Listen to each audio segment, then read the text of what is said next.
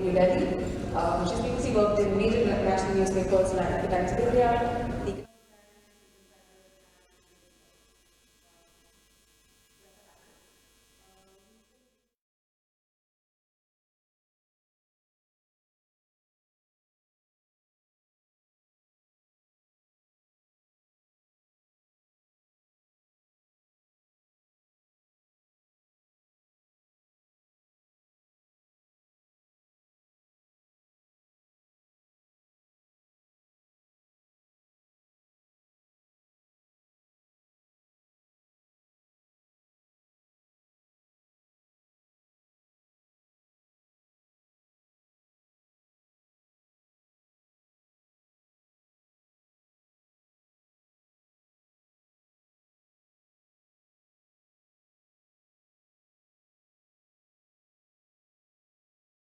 in 2005, and that was the year when CNNI had just started. Rajdeep was the editor-in-chief then.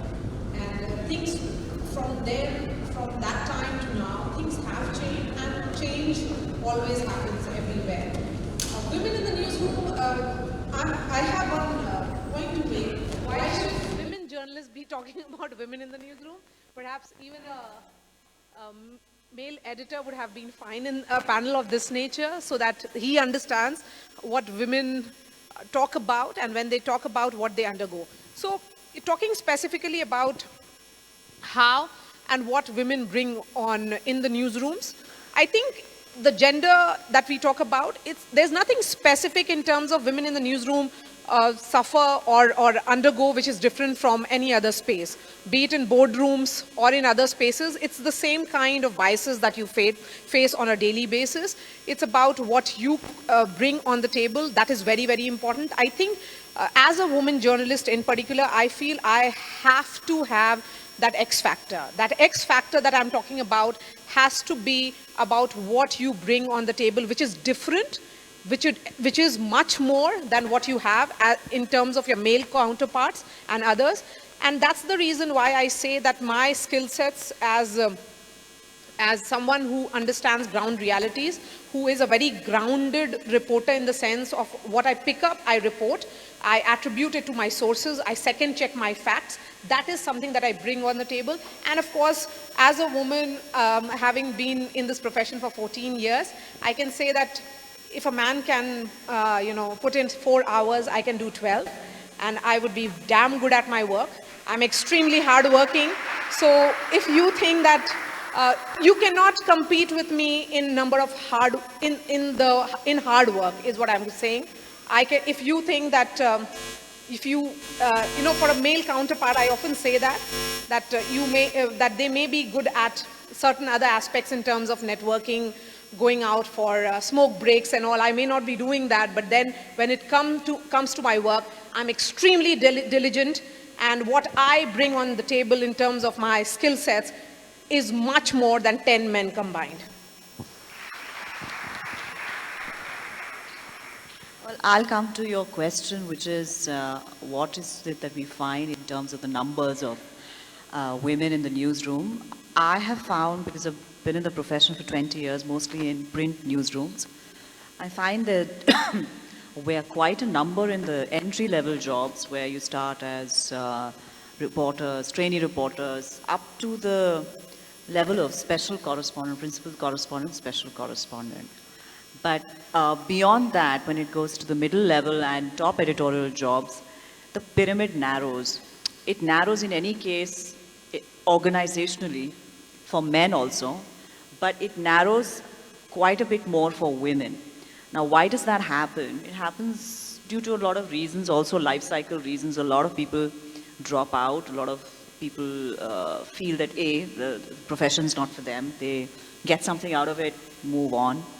They don't find it interesting enough because they're being hedged into beats that they're not interested in. Because the editor or somebody in top editorial levels decides that, since you're a woman, you write on fashion, or you write on other things, you may not be interested in that. Like it happened with me in the early years of my career. I started as a city reporter, but then I did work in a weekly magazine where I found willy-nilly, because I was told that in a weekly magazine, in a general interest magazine, you have to write on everything.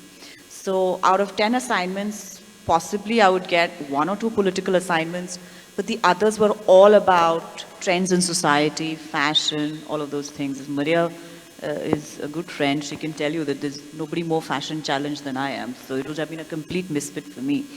I'm more interested in political economy, real estate, politics, ideology, policy, all of those things. And I would keep pushing back. Finally, I left for another journalistic job. And I actually had to go back to city reporting and then get back into political, then get an entry into political journalism. So I had a back and forth, which I didn't see happening to my male colleagues. The same guys from my own bureau, from my own team, who were with me in city reporting, also got jobs in the same magazine. But they got pretty meaty beats. And they seamlessly went off towards the bureau level. So that is one prejudice that we have to belabor under. The third is, of course, very importantly, childcare, marriage, all of these things. A lot of women do prioritize childcare and other things. Some people can manage with good help. A lot of people can't. We're still waiting for newsrooms to be a little more caring about, and understanding about these issues. And also women to learn how to juggle all of these together. So for me, I think the narrowing of the pyramid goes through these three different reasons. Thank you. Yes, I endorse what Marya and Nisthula. Your hands. Journalism class, whether it was in India or Europe or America, there would always be more women in a journalism or a mass comm or a media class. But from the classroom to newsroom, that's where the transition, the journey begins. Of course, Women in Newsroom is a story of a narrative of progress. We have absolutely no inequality when it comes to excess of jobs at the entry level. So from classroom to newsroom, yes, one patch. The second is, as Nisthula rightly pointed out, it's growing. Though, as Marya rightly put it, we are much more hardworking, we are much more focused. I especially love to work with women teams because God mix her personal life with her professional life. They're so diligent, they're so focused. But that's where the story ends. Once we want to grow, once we have to get into the decision-making position, as Marya said, instead of 4 hours, we are ready to work 12 hours. But why should we be working for 12 hours? That's one point of inequality. Why have we to establish ourselves? That we are women, we already know, we have had the best education, the best exposure. But that, what Marya said, what Nisthula said, is the reality. We have to work much more harder, and for us, the main concern is also the pay parity. And women in newsroom, like if I'm a leader, if I'm trying to be compassionate towards my colleagues, I could be dubbed as too motherly.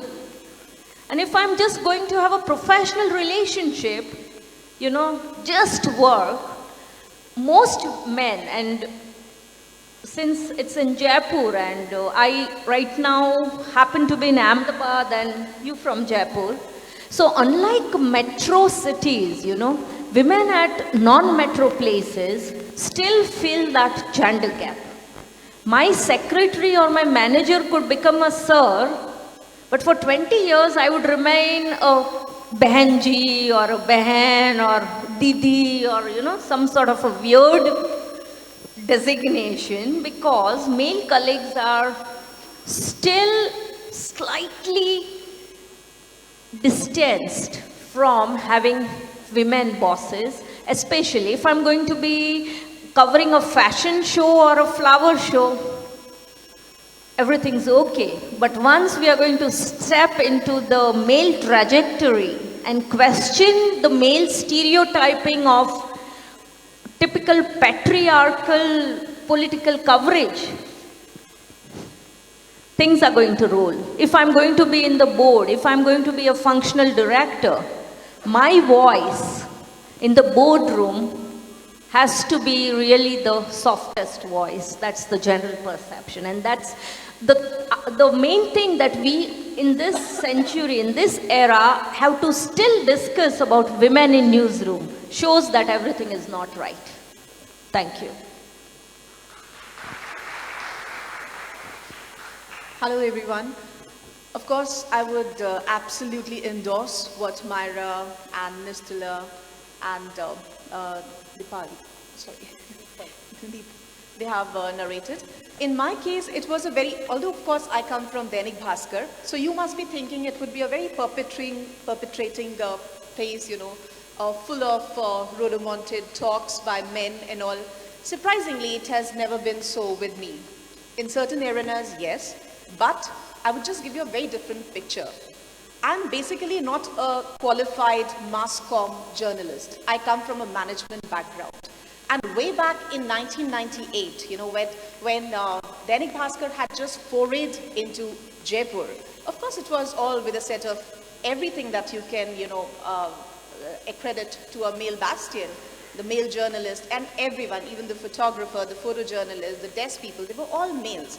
So suddenly this, the top management gives me an opportunity that because you understand, you know, the reader side of it so well, why don't you pick up this job of a journalist? And I was directly made the editor of a career and an education page altogether. So no one, I think, in none of the media houses, I think they can take that kind of, they will have this kind of a risk appetite to offer a management graduate the role and designation of a journalist and venture out with that risk. It is basically because somewhere or the other they have that kind of, you know, a potential to take the risk, and they're more open than maybe the other media houses. And I think they don't believe that women have an X factor. They believe that biologically and professionally, women have a double X factor. Definitely, we are all endowed with it and we should be proud of it. And yes, there are problems. See, it was not a problem for me to foray into the male bastion of, you know, the male reporter, to penetrate the fort of perception that all the male journalists had built around themselves. Why she? Why is she at all here? She doesn't even know how to speak in Hindi. That was the first narrative that they had. She's not even a journalist. She's not even a qualified mass comm graduate. And then I decided I'm not going to, you know, divert or dilute my energy in explaining to them what I'm capable of. I would rather set an example and deliver, you know, because they were very busy about, you know, cribbing about, you know, why is she there? So let me prove why am I there. And then when it comes to the table, as rightly pointed out by Marya, I think that makes all the difference. Once there is a proof to the pudding, then, you know, there's no looking back. और मैं आपको एक चीज और बताना चाहूंगी कि खबर को ये बिल्कुल पता नहीं होता कि उसको कोई पुरुष पत्रकार कर रहा है या महिला पत्रकार कर रही है, राइट? खबर तो खबर है. The only thing is how you package it, what angles you can give to it. That is what is going to make a difference. I think, why should we always compete with a crime beat, a person who's handling a journal, who's handling a crime beat? Why don't you come up with a story with an absolutely different angle, with an absolutely different angle and imagination and maybe an interpretation that people have not talked about? I don't know whether you have seen, if you're from Jaipur, you must have seen about these installations that were put for the road accident victims. You know, there was a damaged car, with, of course, was put in collaboration with Dainik Bhaskar and RTO together, just to, and with the effigies, of course. Now, why is this? You know, this is because the women are invited, the women journos are invited in that arena of brainstorming. When there is an ideation in the newsrooms, I'm sure most of the students out here who belong to the local colleges or even from Vanasthani, they've done their internship under me and they know what kind of you know, a democratic environment we have. Of course, I'm a little more prejudiced because I have 70% of women journalists working with me. But I always understand one thing, that, you know, there can be a switchover of roles. I never let, a woman reporter cover a Ficky Flow event. I would always give it to a male reporter because I know there is a very different perception. And why should we actually talk about this gender, that this should be, politics should be a gender specific, and, the Ficky Flow should be a gender specific issue. Why can't we just start diminishing and taking initiatives ourselves? And I'm sure all of us are doing it at our little levels, but yes, we do need a support from the top management, and there has to be a kind of a very beautiful environment around, a very congenial environment around. Can you believe that in 1910, Lau Lau was the first, Lau Lau Lesson was the first woman journalist way back in 1910, and she pioneered in science journalism. Can you beat that? How far away we are from that kind of a dream. Let us all, diminish all these barriers which are there. I think all these apprehensions, inhibitions are within us as well. Why can't we just remove this lens? Once we are clear of, of this lens, I'm sure the males would not mind removing that spectacle. They have two lenses, so that's ways. Thank you so much. Wonderful. It's very motivating to hear you, but I would want to point out two things. This morning, I was looking at three national newspapers in Jaipur. 72% of the front page bylines are men's, right? You say that, yes, Ficky Flow, you send a man. But my question is, why don't we have a female who is a defense editor? Do we have one? Do we have an internal security editor who is a woman? Let's look, yes, it is very nice that 1910, the woman, she lost and pioneered science journalism. It was good, but if you look at the last decade, whether it was New York Times, whether it was Philadelphia Inquirer, I don't want to talk about women editors in India. The maximum editors to lose jobs have been women. So it does not mean if we are so good, and I'm sorry to say, but with the economic slowdown right now sitting on our heads and the tightening of the purses, women would be more victimized because of the economic slowdown in this profession. Because I've heard in the boardroom, I've had weird arguments like, oh, women supplement incomes. They are not the main bread earners. And these are all educated, Ivy League, IIM trained management. And you say that the top management has to, when we have support of the top management. But why can't we women be the top management ourselves? Look at all major newspapers in India right now. How many, you can be a political editor, I could be a political editor or a defense editor, or, even the deputy editor-in-chief. How many women actually are the top bosses in national newspapers of India?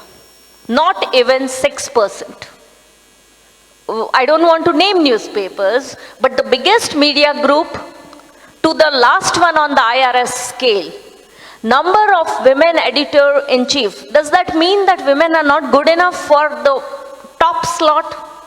How many women, except for one national editor, all are chairmen, right?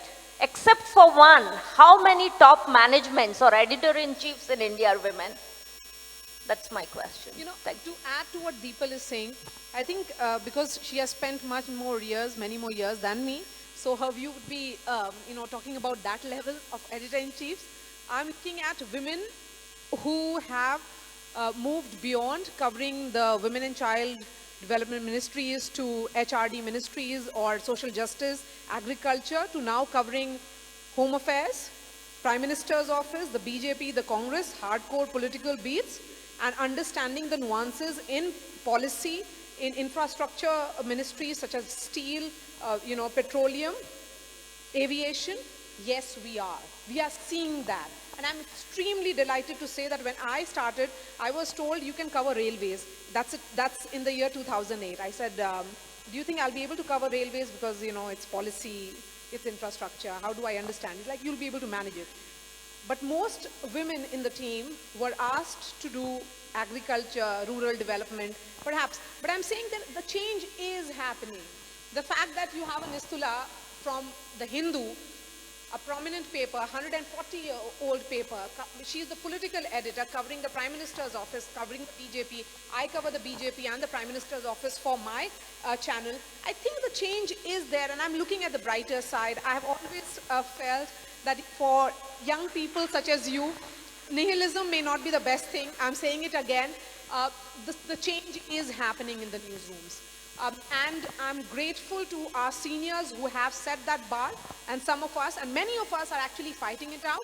But I would like to specify one thing, that when you have just entered the newsroom, one thing that you will see very distinctly in the manner in which you would function and your male colleague would be functioning is, and that happened with me when I was fresh out of college. I entered, the CNN News 18 newsroom, and I would come in at 8 o'clock, start working and putting in several hours, and a male colleague of mine, fresh from, Stevens, he had a different approach. So he would come and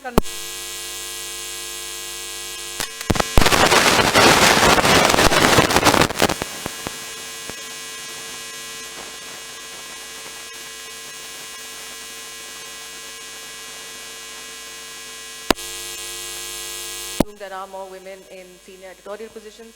And Prerna, you were saying that the news doesn't know if you're male or female. But what I wanted to ask is there such a thing that as a female gaze on the news? Does having women, more women reporters, more women editors, does it change the kind of news or the kind of editorial decisions that the media houses make? Does it change the sort of substance or texture of the reportage that people get to do? What actually changes, or how can women sort of bring in their perspective or gaze on the news that's being made? What I think is that, once a woman enters in a newsroom,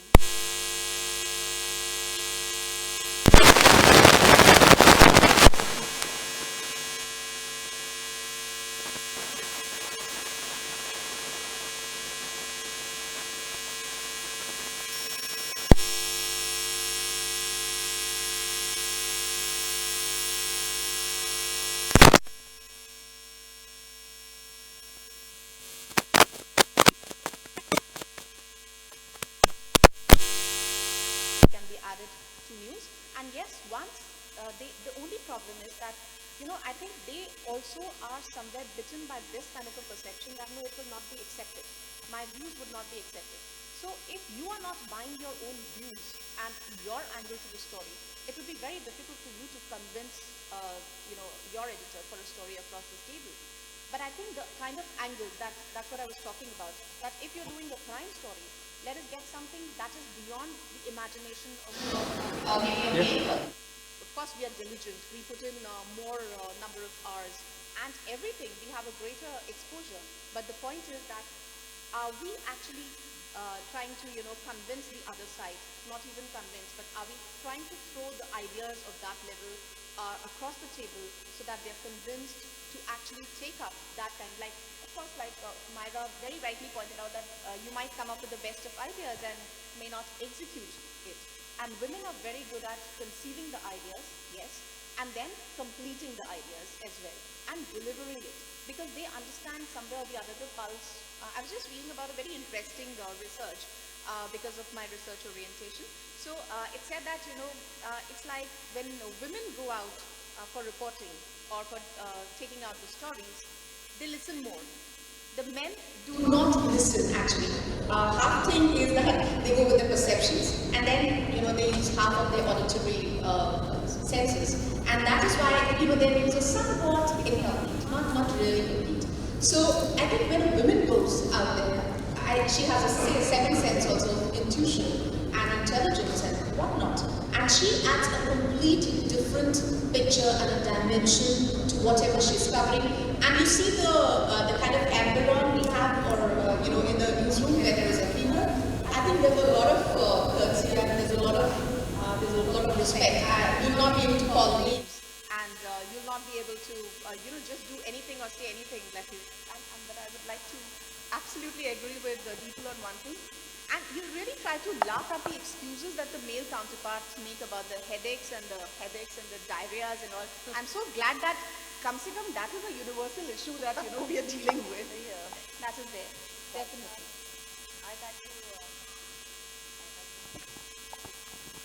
I'd like to intervene a little because I do disagree with you on a couple of things. First of all, this whole idea about the female gaze, whether there is a female gaze on the news or how you look at it, is very problematic for me. It's a problematic thing because who is interpreting that gaze? You know, it's a male editor who will tell you कि भाई तुम लड़की हो, तुम ये करो, तुम ये वाले assignment करो, तुम वो करो.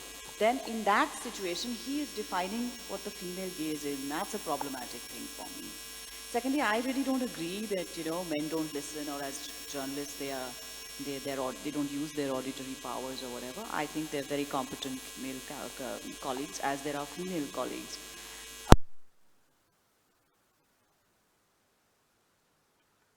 Thing is that all four of us, or any of the male journalists who are sitting here, Narendra is here, Shakil is here, all of us go into, we are part of a whole, a lot of our baggage comes from who we are. Gender is one part of it.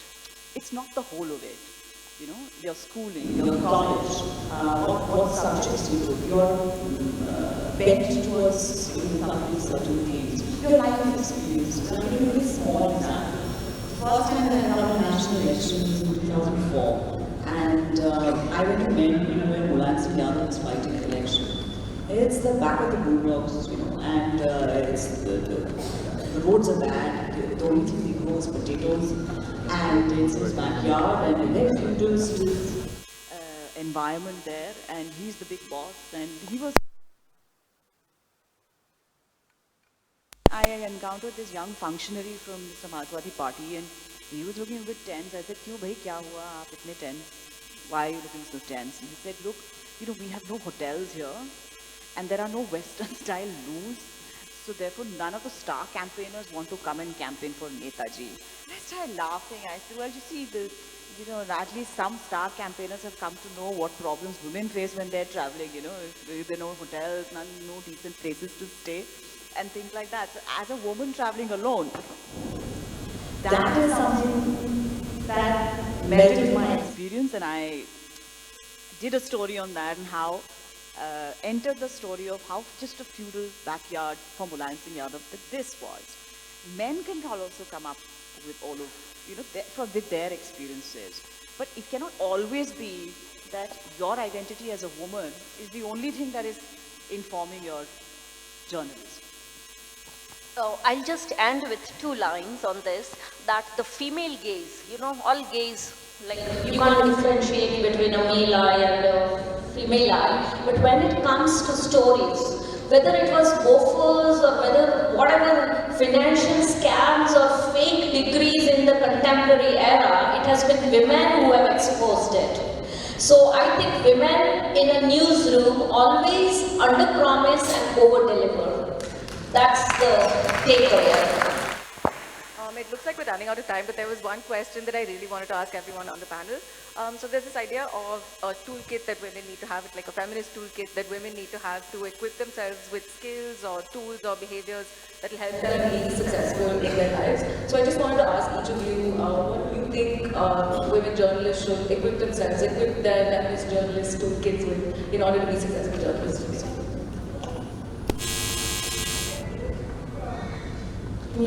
Yes. So I think you should have a woman mentor, someone who you can turn to every now and then. The lady sitting next to me is someone I turn to almost every week. Call it up and say, if this is a situation, how do I react?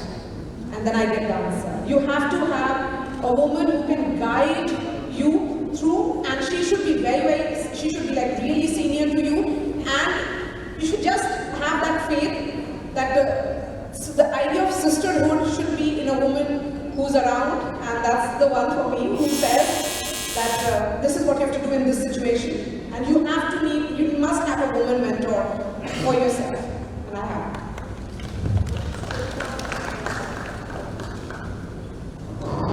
Just taking off from what Marya said, this toolkit, I have always found that having a group of female friends, and this is not just in journalism, in life, having a group of female friends is always a good thing. Once women get over whatever insecurities that are bothering them, they can be the best. They really back you up, which is better than male friends can do for you. And I'm 44, so I can take a great deal of authority, having lived through a lot more of life than a lot of you here.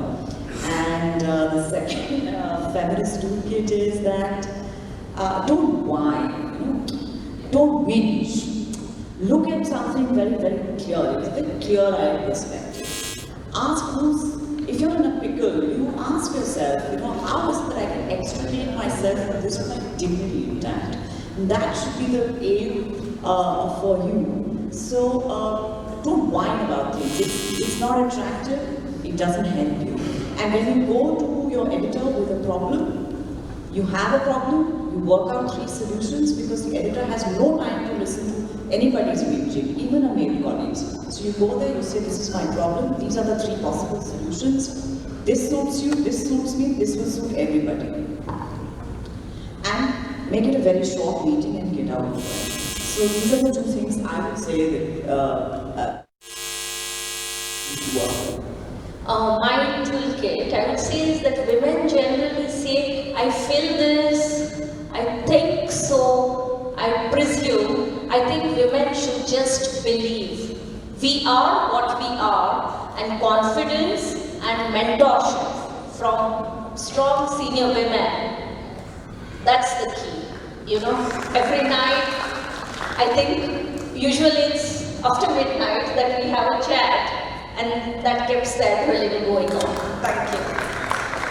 I would also like to add, yes, you should have a very profound circle of friends and women mentors, but even having a male mentor would not be bad, actually. We should not categorize all male editors and all male reporters as snollygosters and whatever. So what we are supposed to look at is that what best and what is the synergy what we can strike with our skill set and competence set and our journalistic eye. What is the best way forward? And yes, we have to be solution oriented and found circle of friends who can actually tell you that this is the way out.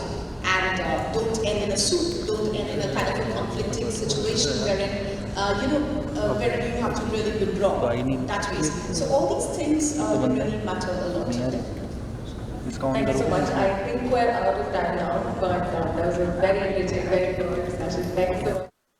I guess you guys can name the panelists after the session that we had. Thanks everyone. I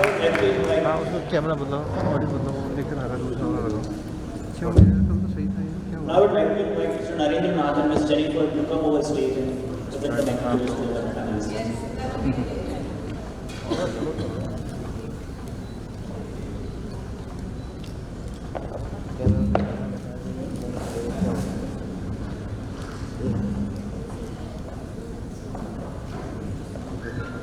भी है।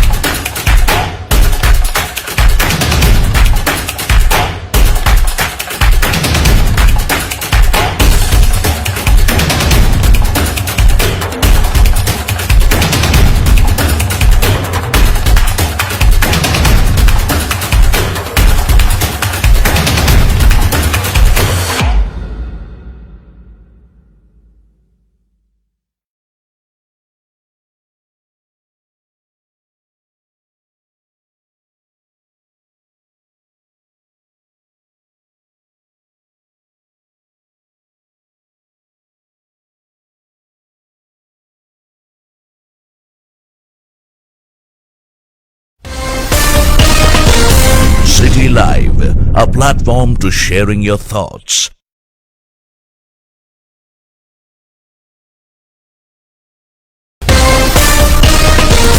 City Live, a platform to sharing your thoughts.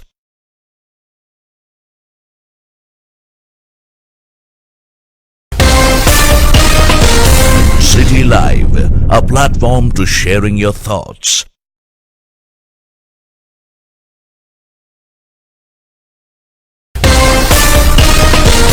City Live, a platform to sharing your thoughts.